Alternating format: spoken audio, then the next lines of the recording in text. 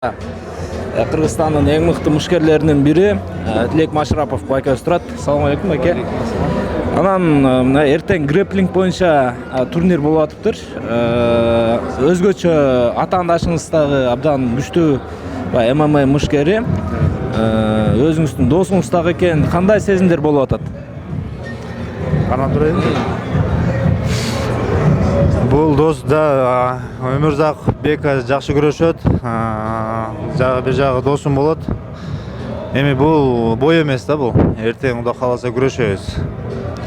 Эми ринг көрсөтөт, эми рингдин ичинде болуп атат, кайерде болот экен? Татами көрсөтөт да. Татамисинде көрөбүз да, эми кимиз күчтүү экенин ошол жерде көрсөтөбүз да. Эми бул жерде честно, бул эми күрөш да, күрөшөбүз.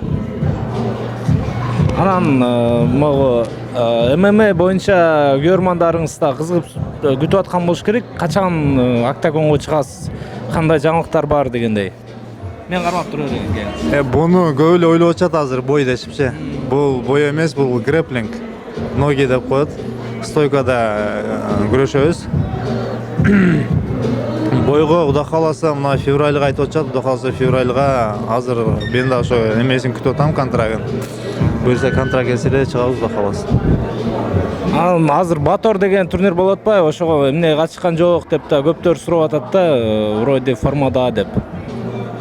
Бул Батор ФСге чын айтсам мен даярданбадым деле, даярдык жок эле да бул жерде. Иштер менен болуп, даярдык жок болуп анан чыкпадым. Адак башка эмелерге Кудай кааласа чыгабыз обязательно. Жакшы, анан сыр болбосо кайсы уюмдарга сүйлөшүүлөр болуп атат азыр? Пока айтпай эле турайынчы, пока болсун. Пока ошону мен да күтүп атам, болсун, контракт келип, кол коюп эме кылайлы. Анан Кудай кааласа. Эртеңки күрөштө ким фаворит деп ойлойсуз? Сизби же Бека байкеби? Фаворит билбейм, кимиси фаворит экен билбейм. Бека деле мен деле күрөшүп атпады. Фаворит экөөбүз тең эле фаворитпиз. Эми эртең татами көрсөтөт да кимиз күчтүү экенибизди. Все, рахмат байке. Ийгилик. Мына азыр биз Бексултан Өмүрзаков байкебиздин жанына келдик. Эртеңки беттеш жөнүндө айтсаңыз. Буюрса даярдыктар жакшы, бул жаңы организация өтө жакшы на высшем уровне өтүп атат. Ошо эртеңки беттеш буюрса күрөшөбүз. Колдон келген аракетти жасайбыз, буюрса.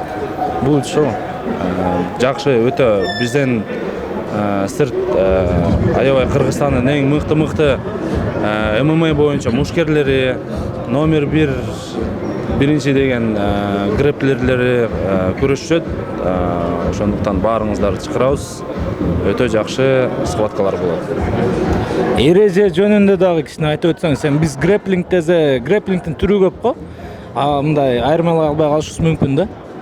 Эреже боюнча сен айткандай грэплингдин түрү көп. Эрежеси биздики основной карт 4 минуттан 4 раунд болот. Ар раунд эсептелет. Если биринчи, экинчи любой раундда досрочно утсаң, анан утасың. Если утпасаң, по раундда эсептелет. Биринчи раунд утуласың, экинчи раунд утасың, ошондой болуп. Но ничья болбойт, по-любому, ничья болбойт. Там уже судьялар уже билет. Ошол эрежеси боюнча скручивание пятки өтө мындай катуу травма опасный жана приемдор жок болот экен. Более такой щадящий, любительский ошол эреже менен күрөшөбүз. Негизи турнир кандай? Бул профессиональный турнирби же любительский турнир болуп эсептелинеби? Жок, бул чисто профессиональный турнир болот. Бир схваткадан өткөрөт ар бир мушкер, ар бир грэплинг. Кыргызстанда биринчи жолу болуп жатат. Мурдатан пландаштырып келаткан максаттуу ниеттер буюрса ишке ашты деп ойлойм. Анан эртеңки күрөштө ким фаворит деп ойлойсуз? Эртеңки күрөштө эми бул күрөш.